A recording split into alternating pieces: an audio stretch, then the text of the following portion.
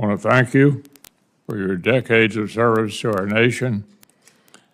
I know both have more time for UK and UL basketball, but in the case of Western, your hometown school as well.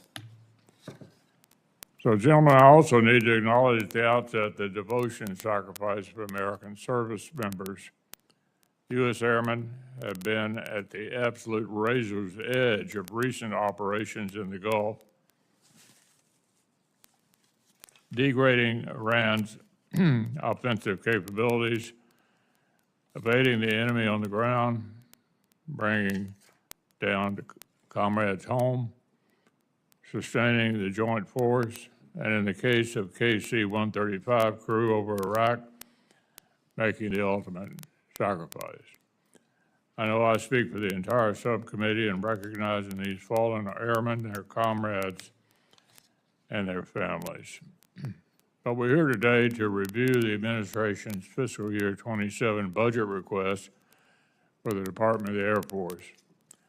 As I've observed in discussions with other services, major increases to top-line defense spending represent a tremendous opportunity to improve readiness and lethality across the force and industrial capacity across our whole country. At the same time, the structure of the request for the Department of Defense would put consistent funding for key priorities at unnecessary risk.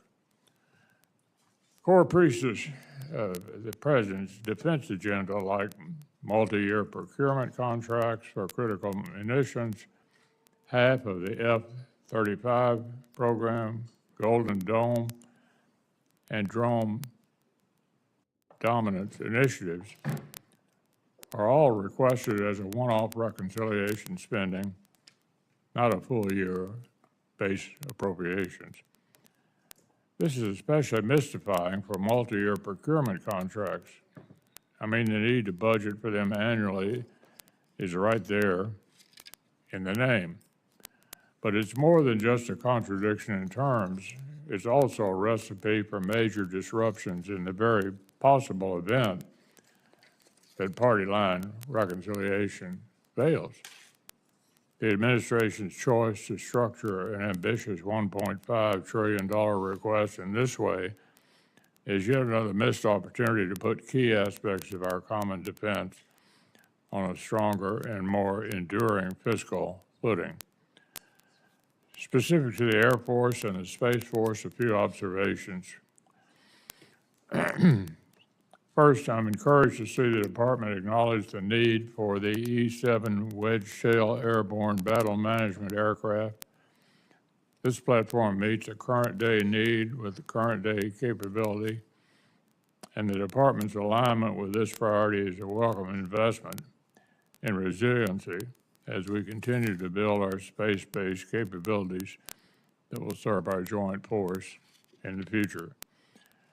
Also glad to see the fiscal year 27 request begin to address the issue of operational readiness rates by investing more in F-35 spares. But the department will continue to step on its own tail if it insists in housing procurement with new airframes, primarily in one-off reconciliation spending. If fielding the F-35 remains an operational necessity, both for the United States and for our allies, there's really no excuse for not placing it squarely in full-year appropriations.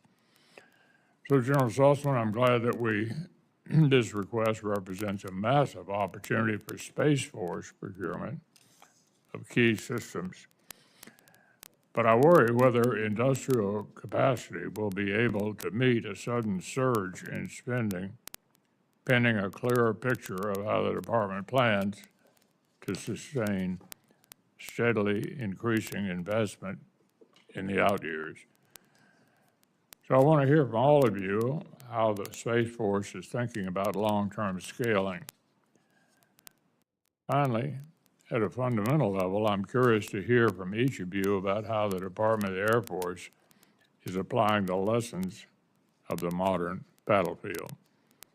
I'm concerned that the Pentagon as a whole is not learning quickly enough from the battlefields in Ukraine and the Gulf, and failure to learn and adapt, particularly when it comes to force protection and counter-drone technology, has real and measurable costs. Speaking of which, there's clearly a need for supplemental funds to cover critical operational costs incurred in the Gulf, to recapture readiness, to make serious down payments against the munitions shortfalls that long predate operations against Iran. So I would encourage the administration to create such an opportunity and would hope each of our colleagues would seize on it.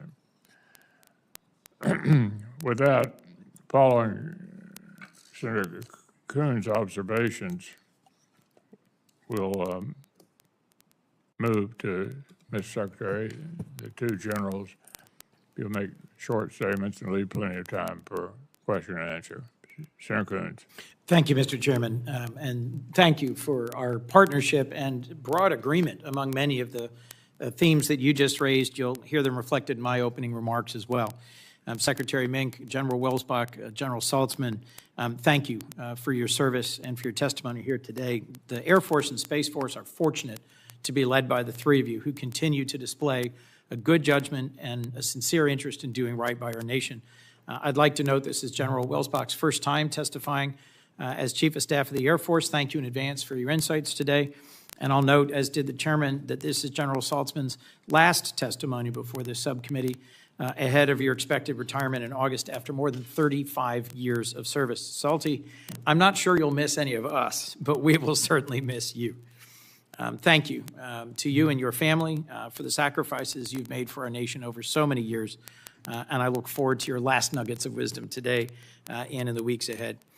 Over the past year, our airmen, airwomen, and guardians have operated under immense operational pressure around the world, most notably in the Middle East, in support of several operations, and currently Operation Epic Fury. Tragically, several of our air crews have paid the ultimate sacrifice, the ultimate price during this operation, and Dover Air Force Base continues to carry out with honor its sacred duty to welcome home our fallen and to support and sustain their families at dignified transfer ceremonies. As I've noted at previous hearings, our service members always answer the call and operate with immense professionalism and at the highest level of any military in the world. But it is also demonstrably the case these current operations and recent operations have strained readiness, sharply reduced important munitions inventories, and weakened our hand to respond to tomorrow's threats. It's an indisputable fact we have fewer available aircraft and munitions to respond to future threats in the Indo-Pacific as a result. Responsibility for the decision to take us to war rests with the President, who chose this war without a clearly articulated strategy in place. Congress also bears responsibility for allowing it to continue and to drift, although I am grateful for members on both sides who are sincerely interested in working to reclaim Congress's constitutional authority. Today, the Air Force and Space Force continue with long-standing modernization and readiness issues that predated Operation Epic Fury. I look forward to hearing how this year's budget request attempts to address those issues while in the context of this new war.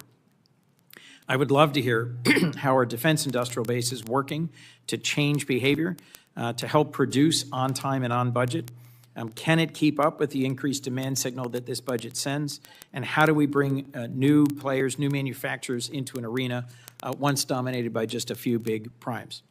As the Chairman and I have pointed out at each of our hearings this year, this entire subcommittee supports Ukraine strongly, not only on the merits, but also for the critical lessons we can learn from them and from collaboration and partnership. Ukraine is the world's most complex operational military environment right now. It sits at the cutting edge of air warfare and industrial base ingenuity. Low-cost cruise missiles first used by Ukraine are making their way into the Air Force budget, and I look forward to hearing more about additional efforts like this. Nevertheless, plenty in our traditional Air Force and Space Force needs improvement. Our F-35s today sit around 56% mission capable, in part due to low spare parts availability. The new F-15EXs are years delayed coming off the production line. The department has been unwilling or unable to speak with clarity on the need to upgrade our aging airborne early warning and control fleet, delaying development and delivery of the new E7 through budget malpractice last year, and I hope we will move forward and resolve that. I also remain concerned about key munitions, particularly given that a large portion of Epic Fury has been conducted using air-to-ground and air-to-air munitions. The administration has at times talked in competing ways, with one breath insisting our current operational tempo is risk-free, and in the next requesting billions for additional vital munitions. This subcommittee will work to do the right thing, protect American lives, ensure that our defense is adequately funded, but we also need candor from the administration in discussing shortfalls and limitations. The Department of the Air Force is requesting nearly $100 billion in the defense discretionary budget, from $257 enacted to $351 billion that we're evaluating here today. We need, and our nation deserves, a modern Air Force prepared to protect our interests. I'm pleased to see the budget request for the Space Force is increasing, reflecting the number of key missions you're tasked with. But I'd note for my colleagues, this request is challenging to defend in the face of steep reductions agencies across the government are facing this fiscal year. The department put forward yet another bifurcated request, as the chairman also reflected, counting on reconciliation that has proven to be an unworkable way to sustainably budget for base needs for our military. The request places critical resources, multi-year munitions procurements, spare parts for the F-35 program, key missile defense space programs, into a reconciliation package that I doubt will ever be enacted. I look forward to a better understanding how this request supports the Air Force and what adjustments you would recommend if that funding does not come through. Turning to the space domain, as we've discussed, General Saltzman, the Space Force is in the process of standing up each of the pillars it needs in its approach. Your emphasis on understanding space as a warfighting domain and on space control is a critical and valued shift. At the same time, we can't lose sight of your core enabling missions in providing GPS, satellite communications, imagery, and intelligence. Without those things, the Joint Force could have a very bad day. To accomplish all these missions, we're lucky to have a dynamic space industrial base, but it is still fragile, and continuing to sole source big contracts to one vendor might profoundly harm that competition and be a serious mistake for our long-term interests.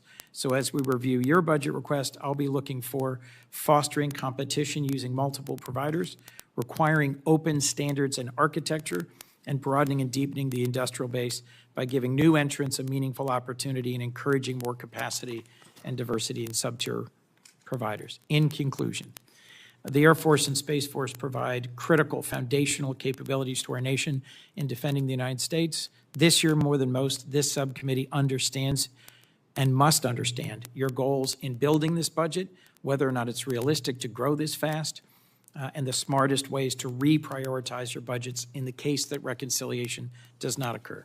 Thank you very much, Mr. Chairman. I look forward to the testimony. Thank you, Senator Coons. Gentlemen, why don't we go ahead in the order that I suggested, starting with you, Ms. Secretary, if you could make it as brief as possible, because a lot of members want to ask questions. Right ahead. Chairman McConnell, Ranking Member Coons, Chairman Collins, and distinguished members of the committee, thanks for the opportunity to come down and talk about the FY27 budget request. So I'm proud to represent the 680,000 airmen, guardians, and civilians of the Department of the Air Force, as well as their family and their loved ones. After the events of the past years, Operation Midnight Hammer, Absolute Resolve, Epic Fury, I don't think anyone doubts that our Air Force and Space Force are the most capable in the world. But today we are in the middle of a generational shift in how we employ air power and space power.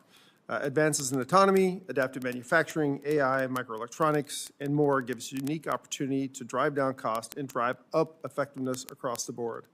However, our adversaries recognize that opportunity every bit as much as we do.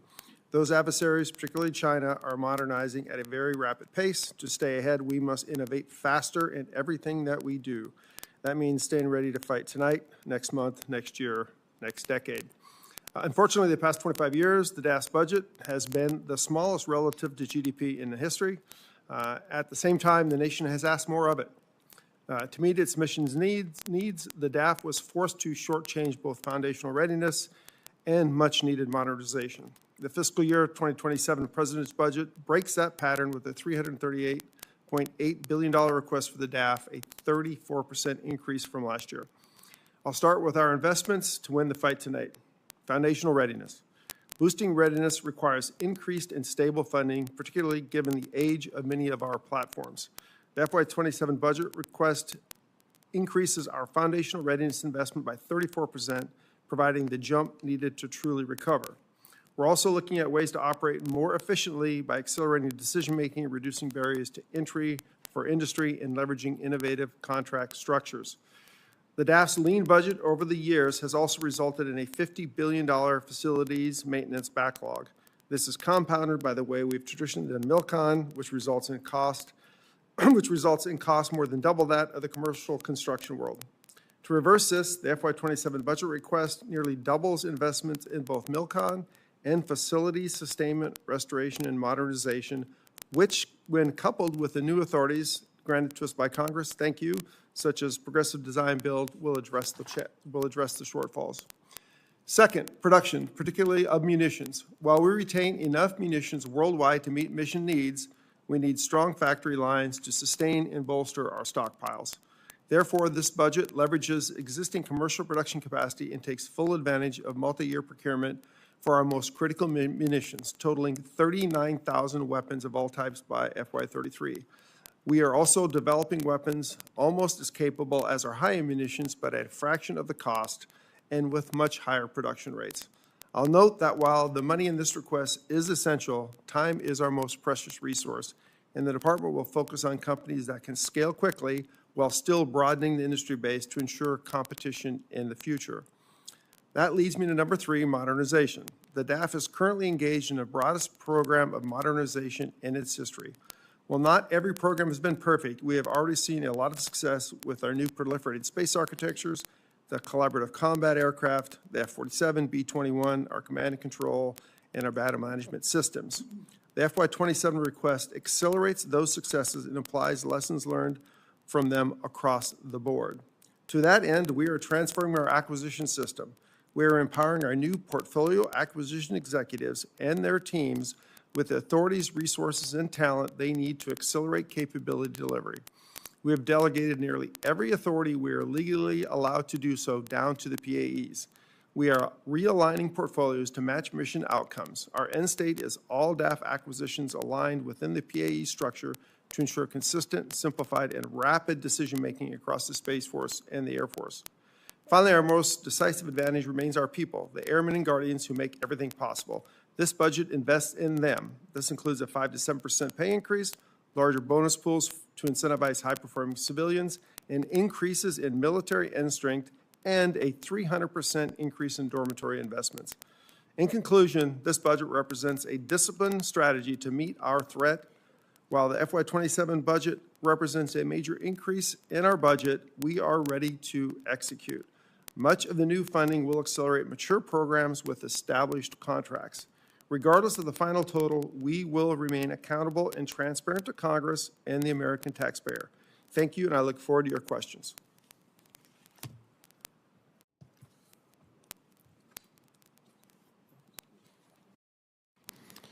Good morning, Chairman McConnell, Ranking Member Coons, distinguished members of the committee. I'm proud to represent 665,000 total force airmen serving our nation.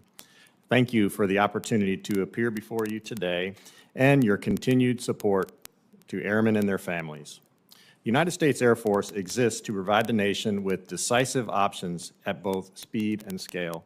Every day, our airmen deliver that capability by controlling the air, holding targets at risk, moving forces and supplies across the globe, and underpinning the joint force with these combined efforts. As illustrated in recent operations such as Operation Midnight Hammer, Absolute Resolve, and Epic Fury, they do it professionally and without pause. We operate in an environment where distance no longer guarantees sanctuary, networks are contested, and adversaries are fielding capabilities specifically designed to deny us advantages we've relied on before. That reality drives our focus toward 3 priorities: readiness, modernization, and taking care of airmen and their families. Readiness is the ability to generate combat power quickly, operate in contested environments, and sustain operations over time.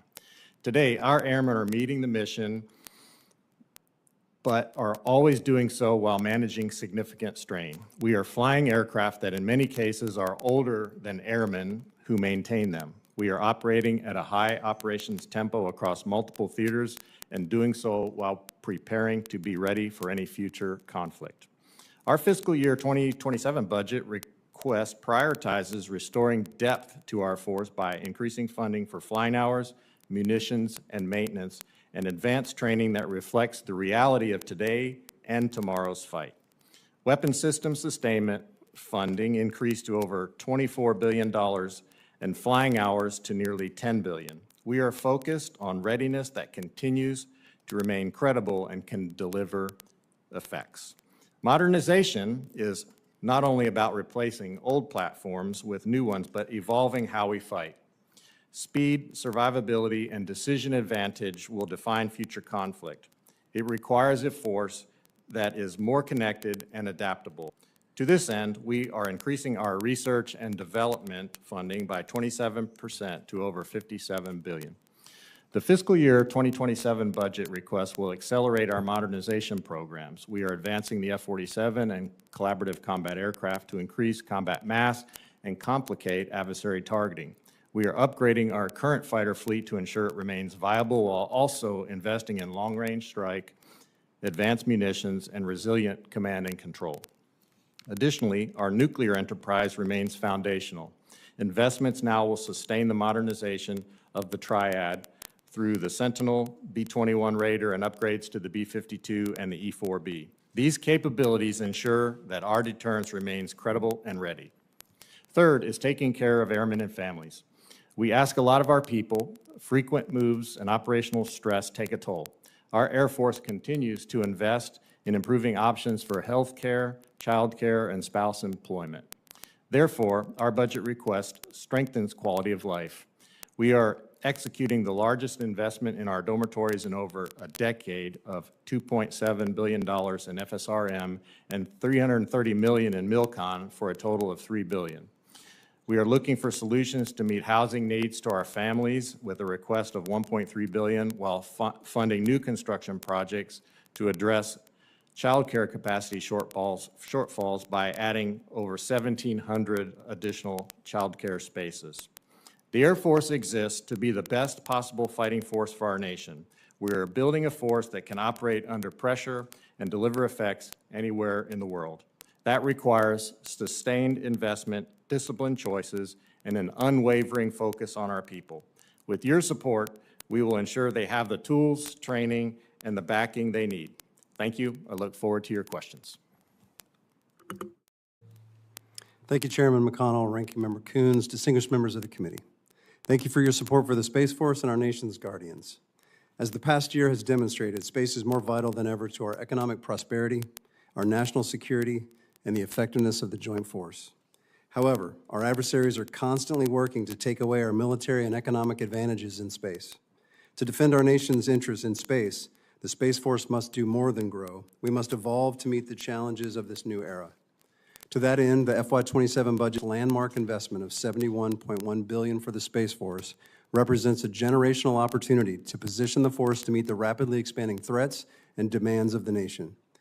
And I know some of the budget increases being considered sound big, but the Space Force budget in comparison to other services will still be less than 5% of our nation's total military spending, an extraordinary value and return on investment for the nation. That investment is a critical down payment to meet the accelerating demands on the service. In 2025, the Space Force saw a drastic increase in mission requirements across space access, global mission operations, and space control, and this trend shows no signs of slowing.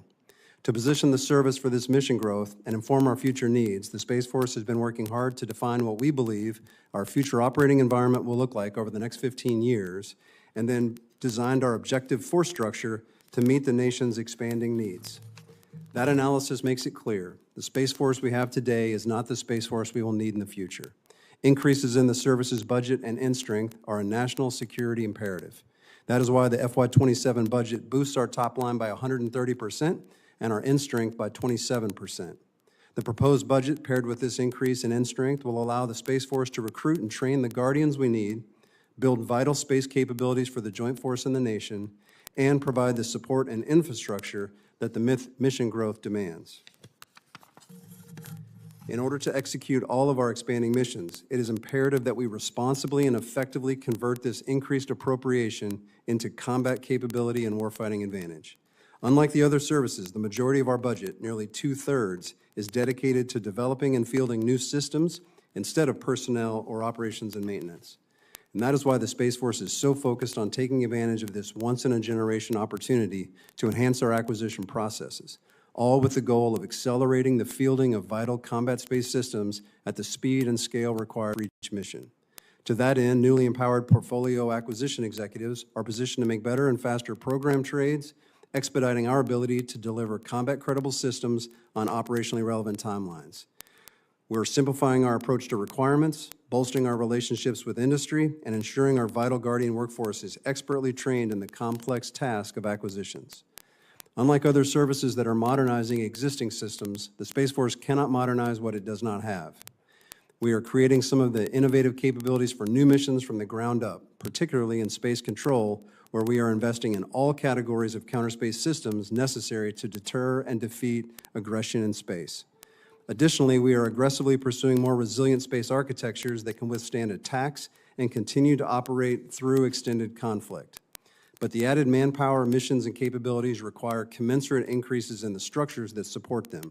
So the FY27 budget request also includes required MILCON to ensure our Guardians are fully supported. The Space Force has laid the organizational foundation, defined the compounding threat, and delivered the blueprint required to counter it. Now we must build those structures and systems to ensure space advantage for years to come. Although our growth request looks large in a vacuum, the request is actually quite small relative to the overall budget. With the continued advocacy from Congress, our Guardians stand ready to deter aggression, protect our space-enabled way of life, and if called upon, fight and win. As I conclude my final presentation to this committee as the CSO, let me say thank you for enabling our successes and for the opportunities to highlight the exceptional work that our Guardians are doing every day to secure our nation's interests in, from, and to space. I look forward to your questions.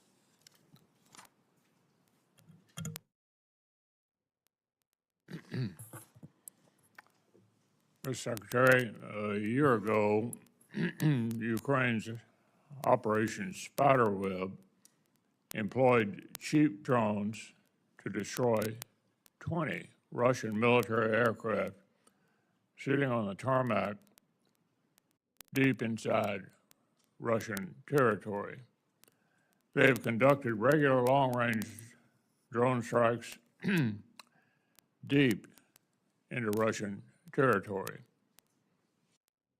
Switching to another part of the world, earlier this year, Iran struck 5 KC-135 and 1 E-3 on the ground at Prince Sultan Air Force Base in Saudi Arabia in drone and missile attacks. Iran has also struck U.S. targets in Qatar and in Bahrain.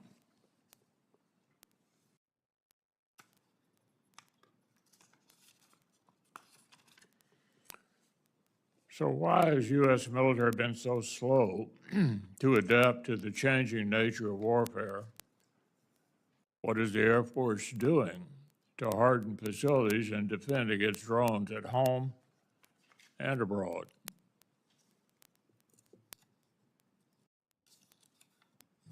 Thank you, Mr. Chairman. I agree with you. It's One minute longer. Also, I think everyone on the subcommittee agrees with Secretary Driscoll's assessment that Ukraine is the, quote, Silicon Valley of warfare, end quote. Have you instructed any senior Air Force leaders to visit Ukraine to identify lessons and technologies for the Air Force to apply?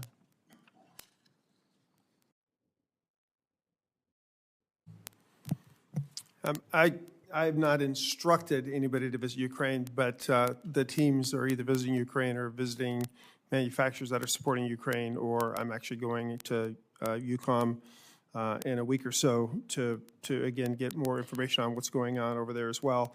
So I think we're well versed in what Ukrainians are doing and what the Russians are doing and the threats. And I agree with you, Mr. Chairman, that that this is one of the more significant threats, particularly in the CONUS, right, where we have to date treated those as sanctuary locations and have not done a lot to defend against them. But that's changing quickly. We are in the process of prioritizing the bases and starting to field equipment. I think on the order of 14 bases we're focused on in the near term, all the way from the command and control and the monitoring systems to do sensing around the base, as well as various kinetic, non-kinetic, and directed energy type weapons that we're working closely with Task Force 401, which is requesting a significant increase in funding going forward to procure the various types of weapon systems going forward.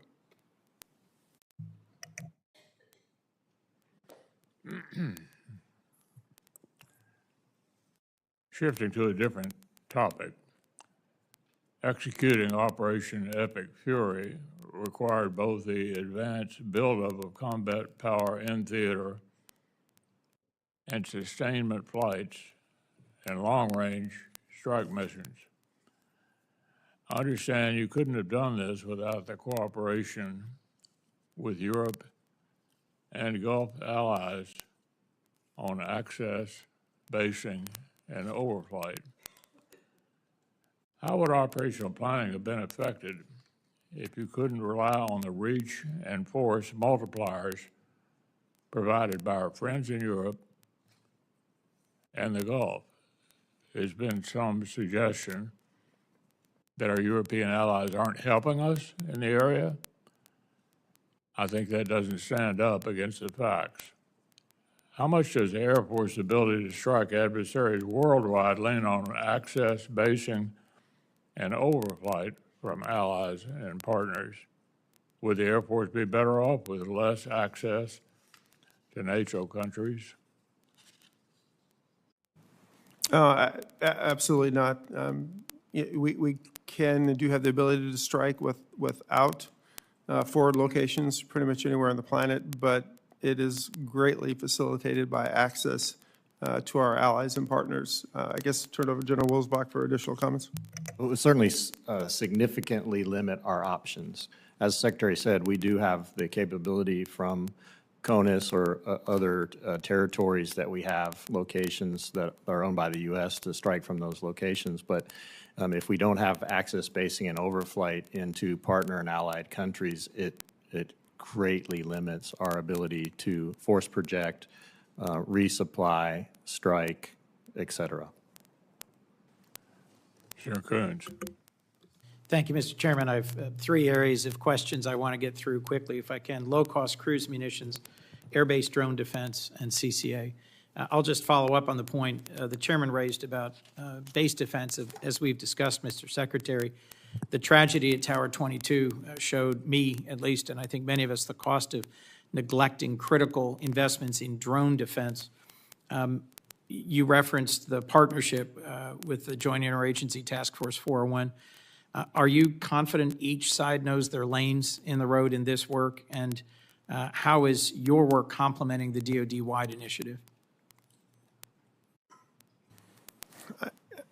I think we do understand, but it's a rapidly evolving playing field. Just how we're going to structure our base defense from an organizational perspective, we're working through quickly, and I can have General Wilsbach touch on that. But it's a rapidly changing field, but I think we have good relationships with them. I think we are laying out our priorities closely with them on what bases we're going to field well, so I think that relationship is going well. And so I think with the funding that's in the request, I think we should be able to field a lot of that equipment fairly quickly. I recognize that you have a very difficult prioritization exercise between forward operating bases, fixed overseas installations, our homeland. And as you answer, if you could just say, is there any authorities, resources, and support from Congress you need to get after this problem, and where are you most concerned we're not doing enough?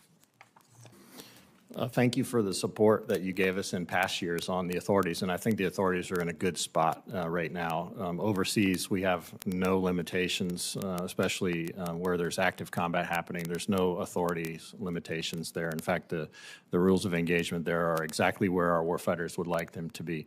In the CONUS, we now have the authorities that we need to defend our bases, and so at the current time, I don't suggest we change those authorities. With respect to the question you asked of do people know where their lanes are, absolutely yes. We actually sit in on the JTF 401 meetings, and we take that back to the air staff, and then can propagate the Air Force part of JTF 401 for our own means. The entire Department of War has about $10 billion in this 27 budget request for a counter drone, counter UAS technology, and that'll be really important for us to bolster. This year in the CONUS, we're going to stand up capabilities at 26 of our key installations for the Air Force. Previously, that was 10, so we're going to more than double that. Thank you. I do think this is an absolutely critical mission for all of us. As we've discussed, this committee strongly supports Ukraine. I'm encouraged to see the extendable range affordable missile, low-cost, long-range cruise missiles going into production. And I'd be interested briefly in what you think we've learned from the ERAM, whether the family of affordable mass missiles will be entering procurement and sufficient to meet our demand. And General Wilsbach, given your previous service in the Indo-Pacific, how will that help us in the China scenario? And how do you plan to use variants with allies and partners in the region where the tyranny of distance makes co-production really essential? So the FAM missiles are on track to start production in September of this year, so that's good. What we've learned from seeing these, not only in the Middle East, but also from what's happening in Europe, is we can see the value of mass, the ability to produce at a much higher rate that gives you that mass. And the mass is important because it complicates the other side's defenses. They have to honor every one of those munitions. And when you have a lot of them, they will end up using their exquisite defenses to shoot those weapons down, and eventually we're going to get some through. This is true in any theater that you might want to employ these, to include the Pacific. I'll just reinforce what the chairman said about the lessons learned in Ukraine deserve your attention and engagement. And I'm encouraged by this production, and I'm hopeful that it'll demonstrate that we're learning one of the key lessons of Ukraine. Last on the CCA program, if I might, Mr. Secretary, this program is growing by over $1 billion. I'm not yet convinced it'll be the low-cost and attritable platform it's meant to be, and recognize a lot of the detail we can't discuss here, but what steps are you taking to ensure this program's held to cost and schedule metrics that are solid? And how are you protecting against enthusiasm for the concept of operations, accidentally shielding the program from hard decisions? And then last, how will we integrate our allies into this program? So it's a really good news, right? The platform is on schedule. They are sticking to their budget targets, and the performance is actually in many ways better than what we expected. With respect to keeping that cost down going forward, we have competition, we have open standards that allows to bring in separate contracts for different pieces of the hardware and bring on additional contractors, everywhere from the avionics to the aircraft bodies themselves and engines. So we're really trying to make sure we have a very modular open structure, which will drive those costs down going forward. And we are working closely with the allies. Matter of fact, the allies are doing investments in systems that are similar to what we're doing in the U.S. Been very optimistic. I don't know that any of those things would be considered truly attritable, but if you look at the cost trade with an adversary of CCA with a number of long-range weapons on there compared to the aircraft they might throw against them, it's a really good cost trade for us going forward. And I would just, one final thing, back on the family of the FAM weapon systems. Across the FIDEP, about 60% of that 30-plus thousand weapons are coming from there. So that tells you the level of investment. 60% of the weapons going forward across the FIDEP. Thank you. Thank you both. Thanks, Mr. Chairman. Senator Collins, followed by Senator Baldwin and Senator Kennedy. Thank you, Mr. Chairman. Mr. Secretary, I'm pleased to see the Air Force's continued investment in the F-35 modernization, which includes the engine core upgrade and the power thermal management upgrade. In Maine, the Pratt & Whitney facility in North Berwick employs more than 2,300 people and plays a critical role in producing and sustaining the F-135 engine. This impressive facility has made substantial investments in workforce capacity to support the long-term success of the F-35. So here's my concern. The administration is proposing that a significant portion of funding for both of these modernization programs be done through a third reconciliation bill, a bill that may never happen. For example, of the $154 million request for the power thermal management upgrade for the engine, only $10 million is requested in the base budget. What is the impact on these programs if they are not fully funded in fiscal year 2027? And what would be the implications for the defense industrial base? Thank you, Chairwoman, and I agree. It's a phenomenal engine that Pratt builds for the F-35, and we continue to modernize that engine going forward to make sure it can keep up with the rest of the aircraft. Yes, the FY27 budget request is a combination of base and reconciliation. We did not prioritize to execute the mission that we are asked to do. The total request is required. If we do not get the total request, then prioritization will have to be done within the budget we do get, and that'll be a continual dialogue with the Congress going forward. Thank you. I would just suggest that it is taking a terrible risk and creates instability when you're counting on a third reconciliation bill for the bulk of the money rather than doing base funding through the defense appropriations bill. So I just add one thing? I think it's safe to conclude there will not be another reconciliation bill. So it's really not an option. I agree with that assessment. Let me switch to a different issue. Mr. Secretary, the conflict with Iran has once again underscored the importance of aerial refueling to U.S. military operations. Tankers are essential to power projection, global mobility, fighter operations, and the sustainment of U.S. forces across multiple theaters. The Air Refueling Wing in Bangor, Maine, has long played a critical role in that mission. Since 2021, and particularly during recent operations, we've seen increased activity in Bangor, reinforcing the importance of the Air National Guard tanker units to real-world operational requirements. At the same time, the Air Force has validated a requirement for up to 75 additional KC-46 aircraft and plans to continue tanker production well into the next decade.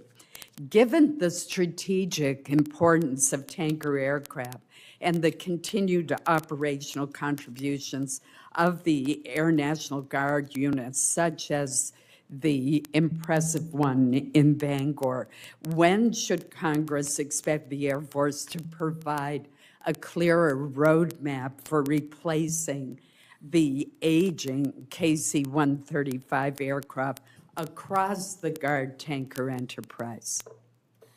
Thanks, Congresswoman. The tanker fleet air refueling is critical to operations anywhere in the world, as well as airlift in general is critical. And this is why in the FY27 and the FYDP budget submission, we are essentially maxing out Boeing's ability to produce really at the max rate that Boeing's capable of producing tankers. And our intent, our strategy is to replace all the 135s in the fleet going forward. Some of those aircraft are actually older than I am. Still flying the same ones that we flew when I was a young second lieutenant. So we do know we need to replace them, and our strategy is to replace all of them. With respect to Maine, exactly phenomenal unit there. They've done great work, and they are part of the next strategic basing decision that we hope to get out a narrowing of that field by September, October timeframe, and I'm sure we'll have more conversations. Thank you. The location is also very strategic, as you're well aware. Yes, Mr. Chairman. Just let me in ending say that I associate myself with the comments on Ukraine and the support for Ukraine and giving Ukraine the help it needs. Thank you. Thank you, Mr. Chairman. And Mr. Secretary, I want to begin where the chairwoman of the full committee just left off, which is on the KC-46s. So thank you all for being here today and for your service. My question regarding the Air Force's refueling tanker fleet starts with the fact that this war in Iran has shown how important these tankers are to successful U.S. and allied operations. Over the last several years, the Air Force has been procuring KC-46 tankers to replace the aging KC-135s, currently flown by units like the Wisconsin Air National Guard's 128th Air Refueling Wing. 7 KC-135s have also been destroyed or damaged in the fighting against Iran, including one which tragically crashed in Iraq, losing all 6 crew members on board. For fiscal year 27, the Air Force is requesting $3.9 billion to procure 15 KC-46s. Is this request sufficient to cover the lost KC-135s and the necessary upgrades to the tanker fleet? Thank you, Senator. It was a tragic loss. No question about it. Yes, it is the appropriate amount of money to build the KC-46s. Essentially, Senator, it's the max rate that Boeing's able to produce the aircraft. So basically, we are producing them as fast as we can with the intent of replacing, again, all of the KC-135s in the fleet as we build out over the coming years. With respect to the losses, there was 1 aircraft that was a total loss. The other 6 aircraft, we believe, are in the process of being refurbished and will be back in inventory. But nonetheless, these are old airplanes. We're replacing them as quickly as the contractor can build them. So you believe the 6 damaged or destroyed aircraft will be returned to service? Yeah. The 1 has been lost. The other 6, we believe, will be returned to service. Is that correct? Yeah. Okay. Do you anticipate that gap as they are returned to service and the loss of the other one will impact, how will it impact which units the Air Force will select for upgrades to the KC-46s? I'll ask General Wilsbach to ask the impact to operations. It won't necessarily impact the basing decisions, although it could potentially be a factor as we go through the strategic basing process. So I guess it could potentially, depending on how long they take to repair, but that'll be considered as part of the strategic basing process. General Wilsbach, with respect to the operational impact. And can you add how long you think it will take to refurbish the 6 aircraft? So some of them are already flying. In fact, most of them are already flying. Some of them had a one-time flight to have further repair, but some of them are already back in service, and then the ones that had the more significant damage will take a year or 2 to get fixed. But I anticipate that they'll be back eventually. And as far as the operational impact, certainly after they were initially damaged, we had a very short-term impact to the ability to generate tankers, but we surged forward other tankers to fill those gaps, and that's what we're doing now as well. So there's very little impact to the tanker loss. Okay. Next, I want to ask you, General Wilsbach, about the readiness of the Air Force's F-35 fleet. By all accounts, the F-35 has performed well in the war with Iran. Unfortunately, only about 50% of the fleet was available for operations when the war began. What is the status of Air Force efforts to improve the combat readiness of our F-35s? Thank you, Senator. Yes, the F-35 has performed marvelously in Epic Fury. You're right, the aircraft availability averages out over the course of time at about 50%, but of the jets that we actually had forward performed much, much greater than that. And I don't want to say the number because it's classified, but it was meeting standards for sure forward. What that tells us is that when you prioritize the funding for the parts and the weapon system sustainment, the jet flies really well. And that's why in this budget we have $24 billion for weapon system sustainment and $10 billion for flying hours and $4.5 billion for the working capital fund, which funds the necessary parts and weapon system sustainment. A large portion of that is for F-35, but it's for all of our fleet so that we have the parts for the aircraft, so when they come back and they need repair, our airmen can put the parts in and the jet can get back in the air. And in closing, Mr. Chairman and Madam Chairwoman, I want to associate myself with your comments and concerns about the fact that a large part of this request is in the partisan reconciliation measure, not in the base budget that we are putting together. So I'm very concerned about that. Yield back.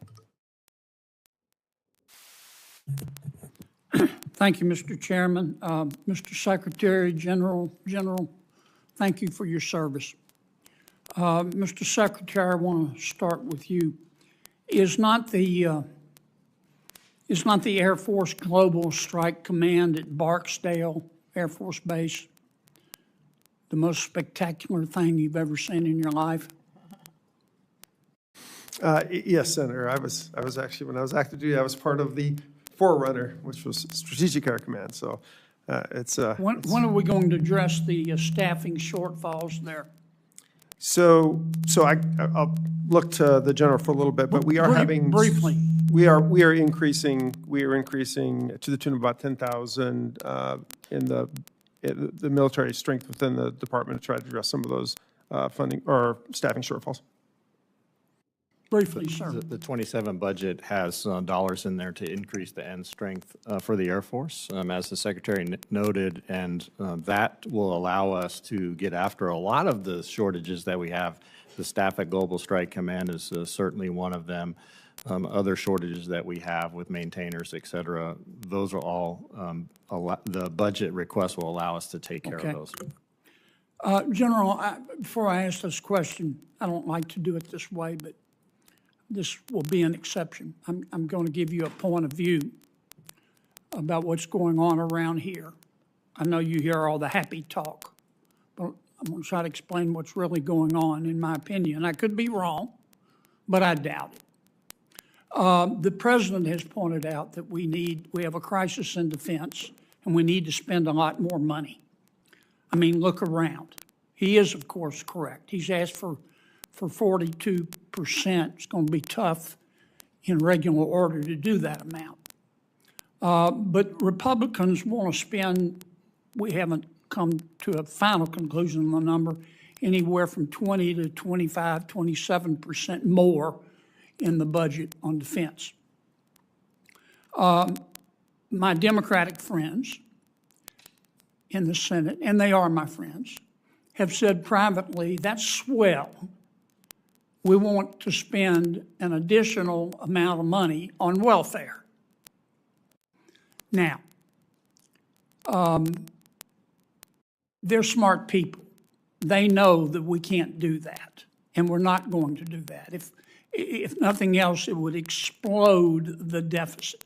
And besides that, as they know, we don't have a crisis in welfare like we have a crisis in defense.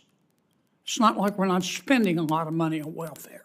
If we would properly define the poverty rate, it wouldn't be 10%, it would be 1%. And I'm not against helping people less fortunate than I am. I am for standing up to China and Russia and North Korea and you know the other countries I'm talking about. Now, what does that tell me? That tells me that the Democrats have no intention of helping us pass a budget. And I also predict, if I'm wrong, I will apologize, that my friend Senator Schumer is going to shut down government tight as Dick's hat band, first chance he gets before the midterms. We'll be shut down. Eventually, we won't stay shut down. We will come out of it at some point. But we'll have to come out of it with a CR. How's that going to impact the Air Force's ability to protect this country? Because my Democratic friends, and they are my friends, want to play politics before the midterm elections.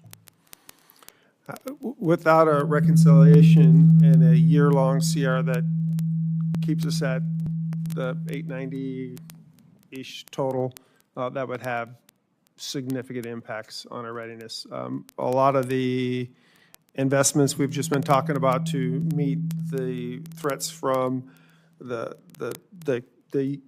unmanned vehicles, as well as the increased readiness for weapon systems, to increase the F-35 readiness, as well as the munitions procurement, all that is substantially impacted if we stayed at 890 without a reconciliation or other mechanism. Well, I think you should prepare for it. Again, I hope I'm wrong, but I doubt it. You're going to hear a lot of happy talk from senators about how we need to spend more money on defense. But I think a lot of my colleagues have no intention of voting for a budget under any circumstances. They want government to be shut down, and I think Senator Schumer is going to accommodate them, so I would prepare for a shutdown and a CR. Last question quickly. Since we're shooting down $25,000 drones with $1 million missiles, why aren't we bear hugging Ukraine, which is the world's expert on drone technology, to combat drones with drones? Senator, I'd say in many ways we are. We are looking to utilize our expertise. We are looking to utilize similar or same manufacturing supply. But there's a hesitancy. Not in our part, Senator. I know, but the administration does not seem fully committed to partnering up with Ukraine. I don't understand why. They know more about drones than anybody. I'm out of time. I'm sorry. Thank you, Mr. Chairman.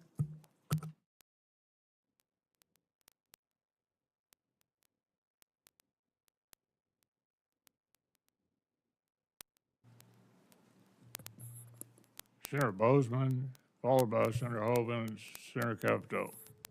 Thank you, Mr. Chairman. And Mr. Secretary, we had a good Air Force caucus briefing last week, which I think everyone really enjoyed. One of the things that we discussed was the additional authorities provided by Congress to counter drone incursions over installations within the United States. Can you tell us the impacts that these drone incursions have made on the mission? And also, what additional authorities would be helpful, would be needed to protect our infrastructure, airmen, and guardians? I would say the impact to operations to this point has been minimal. I'm more concerned about the potential impact to operations if the drone operators, regardless of who they are, got more aggressive. With respect to authorities, I think we're in pretty good shape. If I could, let's let General Wilsbach touch on it. The Secretary is right. A minimal impact at this point, but we are giving up intelligence to people that are flying drones on our facilities. If we ever run into one with an aircraft, it's going to significantly damage it. It could cause it to crash. And so that's my greatest concern. And of course, we all saw what happened to the Russians with a drone attack. And so it's very cheap to fly a drone and attack a very expensive platform. So we need to be able to defend every one of our bases, and we are. In this budget, we're asking for additional funds to increase, eventually to get every single base covered with a defensive system that can detect and defeat any drone that would come to our base. We have the current authorities to do that. Good, very good. I've heard from each of you on the need of more flexibility with the multi-year procurement efforts that have been provided to the department. I understand that you all have made progress with using the authorities for things like munitions, procurement. General Wilsbach, can you speak to the progress being made on these authorities for multi-year procurement? And are they allowing the Air Force to succeed in munitions procurement? Yes, thank you, Senator. So we have authorities right now for JASM and LRASM. We'd like to expand that to other weapons systems like the AMRAAM and the JADM. There's a number of others that we would like to expand to. We believe that it creates a stability for the industrial base, the defense industrial base, that creates what I say is good behavior by them that benefits us. So they can hire the right number of people, they can facilitize, they can line up the supply chain because they have that stable environment. And what that means to us is we get the equipment that we've ordered on time, on contract, and at the rate and the volume that we need. Right. General Saltzman, are you experiencing the same thing? Or? Yes, Senator, the multi-year procurement is vital because it creates stability for the vendors, which allows them to invest their own money in facilitization, which improves our ability at speed and scale to deliver capabilities. So the stability is just essential to success. Very good. Last week, we discussed the E-7 wedge tail and how it would complement the efforts of the Golden Dome. General Saltzman, can you explain how the E-7 wedge tail would be beneficial to integrate into the space-based airborne moving target indicator as we build out the Golden Dome? I think my experience in combat tells me that when you have a tough situation, the more capability you have, the better. And I think these are complementary systems that will only make more options available for air battle management and moving target indications. Very good.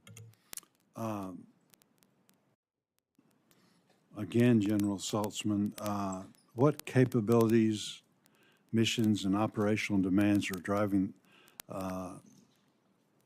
the growth that you have in the budget? And can you speak to why this level of expansion is necessary at this time? Well, I'll start with why it's important, and that's because the threat's important. I mean, the threat is growing, and the missions are important. The space control alone, to be able to secure the space domain so we can use it the way we want, requires us to invest in new capabilities for new mission sets. Those are going to be delivered in the next 4 to 5 years, but they're going to require new mission ops centers, new personnel to fly the satellites, as well as 10 new program offices just to do the acquisition work. So we have an increase in manpower, increase in facilities when we get these new missions to perform these vital, critical functions for the nation. Good. Thank you very much. Thank you, Mr. Chairman.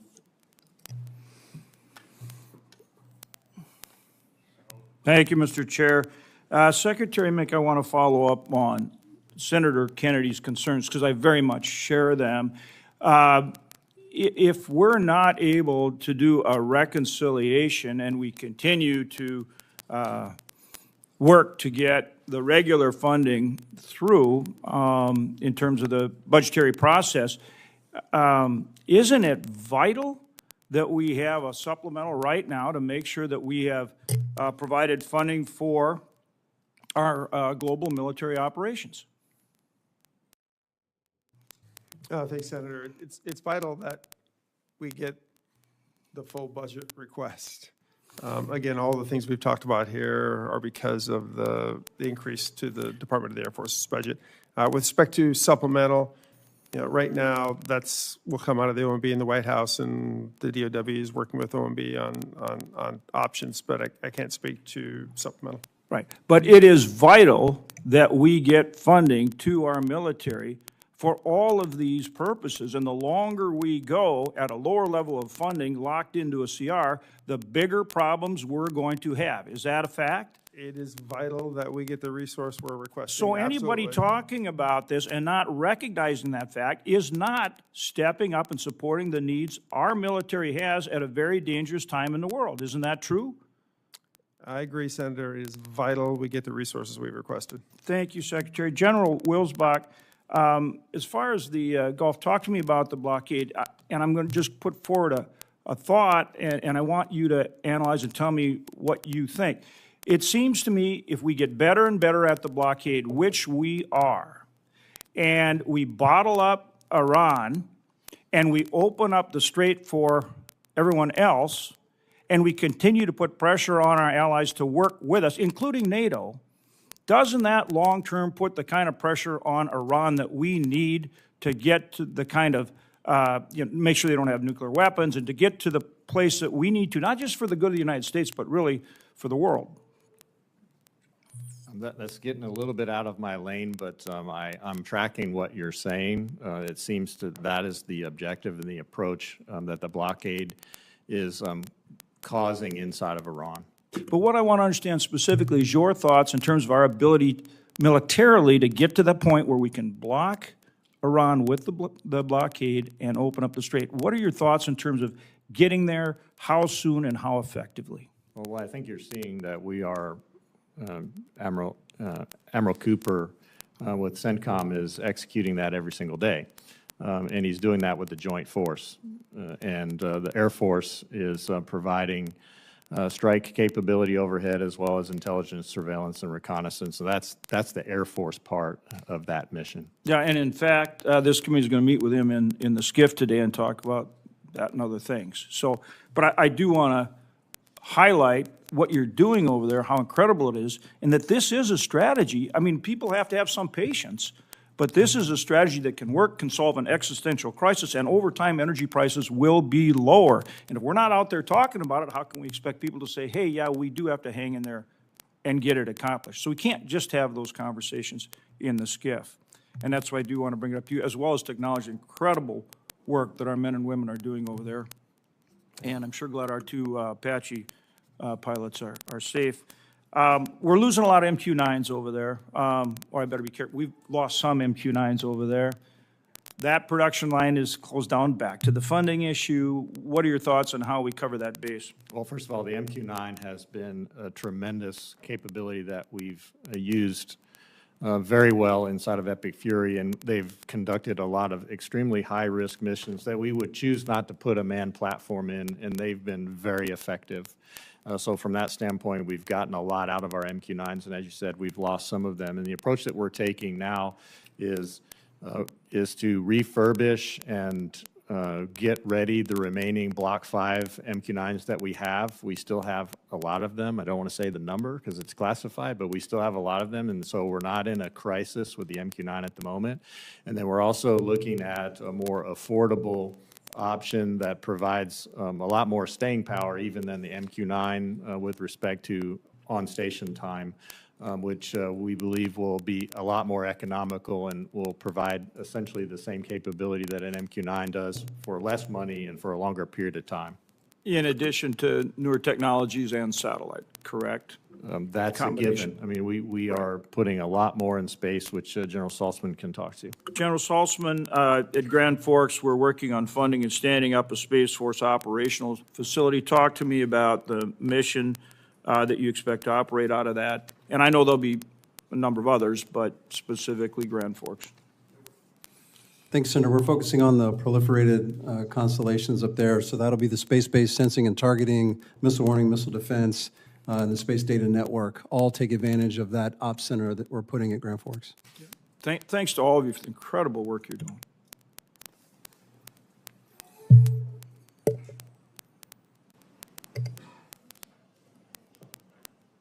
Shaheen and then Murkowski. Thank you, Mr. Chairman. Mr. Secretary, we had a chance to talk a little bit about the KC-46, and I understand it's come up from a number of people at this hearing, but I did want to reiterate what I understood you to say when we had a chance to talk about this at the Air Force Caucus, because New Hampshire is the home to the 157th Air Refueling Wing. It's the only KC-46 wing in the country to reach an initial operating capacity.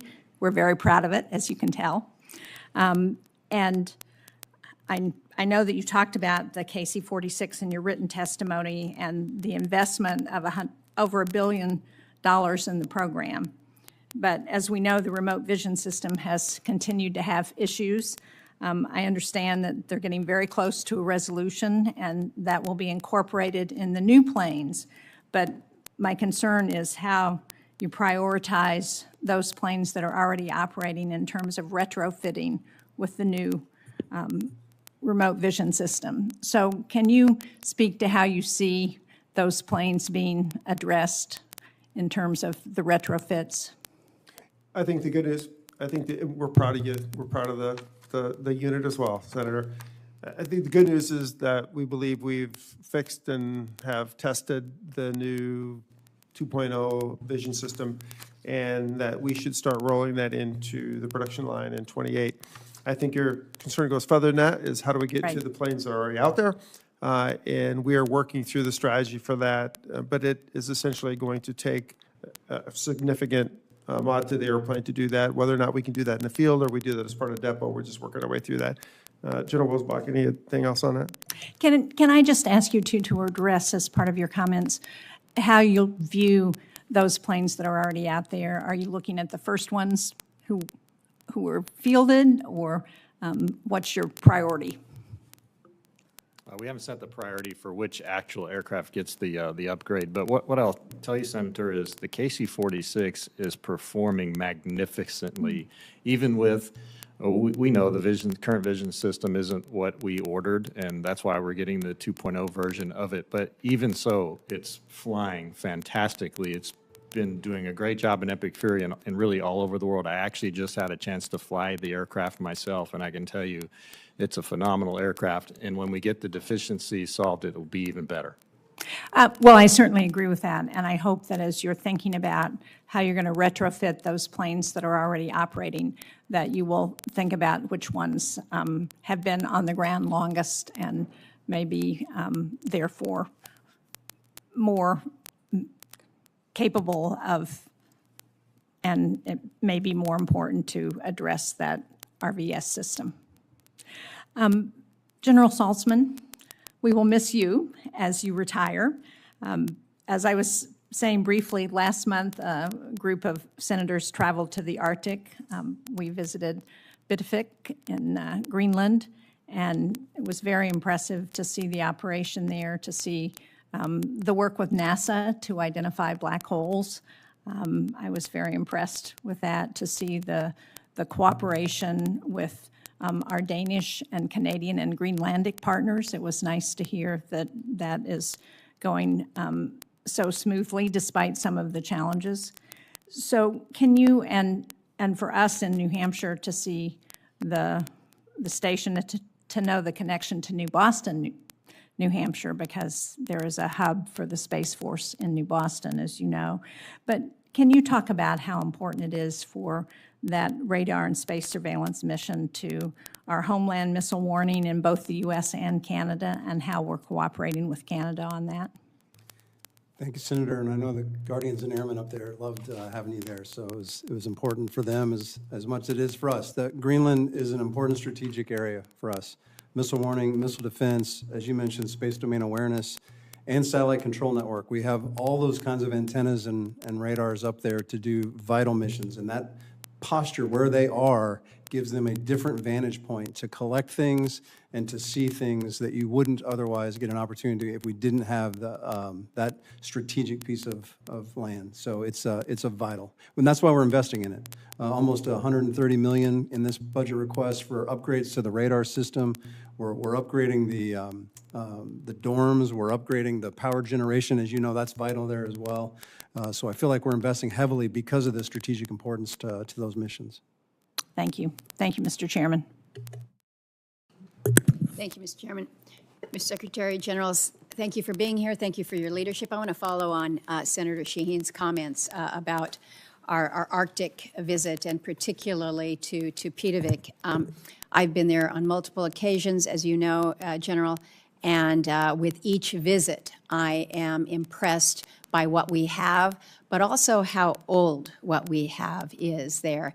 And we have seen, obviously, increasing interest in the high north and better understanding the gaps that we have in our surveillance is what is going to have to be a priority for us. Now, I appreciate what you have shared in terms of underscoring the importance of the Arctic. But do you believe that the budget that we have in front of us is going to be appropriate when it comes to not only ensuring the ongoing mission role of Pitavik Space Base, but the role of the Space Force in the Arctic? I'm looking at the budget, and it's pretty significant in terms of its growth. But I am concerned that we don't specifically call out the strategic investment in the Arctic. So I'd like to ask you that question, and General Wilsbach, you know it's coming to you too. So I'd like to just hear from the two of you whether you think that this budget adequately reflects the ongoing priority of the Arctic at this time. Yes, Senator, I believe it is. I believe there are substantial investments. We may not call out specifically the investments are in support of the Arctic, but the posture that we have in the Arctic, in Alaska, as you all know, in Greenland in particular, and even in our northern tier bases, accomplishing missile warning, missile defense, space domain awareness, vital. And we are upgrading the systems to make sure we get rid of some obsolescence. These are older systems, our legacy ground-based radars. We want to digitize them and make them relevant to the future fight. And this budget does invest along those lines. General Wilsbach. Probably the biggest example I can give you is the fighter town recapitalization at Elmendorf of almost $7 billion to recapitalize the fighter side of that base. And that is a significant amount of money to create a very strategic spot for the fighter aircraft that we have stationed at Elmendorf. And then the other is the weapon system sustainment for the F-35s, which should improve the readiness of the F-35s. So between Elmendorf with the F-22s and Eielson with the F-35s, and the strategic location that Alaska is, where you can get those jets anywhere in the northern hemisphere in about 9 hours of flying time, that's a strategic point, and to invest in those two bases is increasing our capability to make those moves happen at the time and place of our choosing. Well, I thank you for reinforcing the priority of that and an emphasis that this is a national priority. It's not necessarily this is an Alaska specific or a JBER specific, but what that allows us to do from the perspective of true strategic positioning. It was I think important for colleagues, many of whom had never been to the Arctic, to understand how this North American connect between Alaska, Canada, and then Greenland, how working together we are able to have a position of not only leverage but also a domain awareness that doesn't come with just increased assets on the ground in Alaska. It's got to be linked together, and so. We saw some pretty impressive things, not only in Greenland, but also understanding what our Canadian neighbors are doing, what they need to do more of, but how we integrate across the far north has to be a priority moving forward. To the General? your point that you made about domain awareness, the funding for the E7 as well as the space-based AMTI will help us with both, with domain awareness. Thank you for raising the E7. You and I have had multiple conversations about how this must remain a priority for us, and I think we have seen that play out. My time has expired, but General, you and I have also talked about the HC-130 and the importance to us in Alaska from a search and rescue perspective, but we've seen that play out in real time in the Iran conflict with the need for combat search and rescue. So I would just hope that you are able to confirm the HC-130J Combat King II fleet, that's going to be sustained nationwide to continue these important missions. Yes, Senator, thank you. I'm glad you brought that up. Actually, one of the early measures I took when I took the CSAF seat was to keep the HC-130s together with the HA-60s across the country, though they go together, and to separate them really decreases our capability, and so there's no plans in Alaska or anywhere else to separate those at this time. Very good. Thank you. Gentlemen, thank you all. Appreciate it.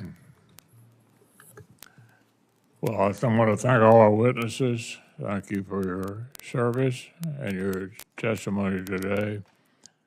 Members of the subcommittee will have a week to submit additional questions for the record.